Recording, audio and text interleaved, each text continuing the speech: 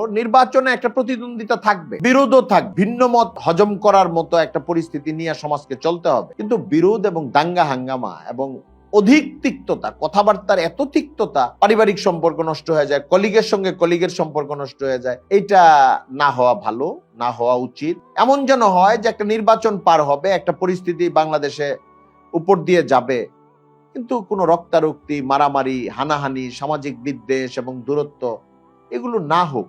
এগুলো থেকে আমরা বাঁচার চেষ্টা করি। এটা মুসলিম সমাজের অনেক বড় একটা ঐতিহ্য এবং বৈশিষ্ট্য।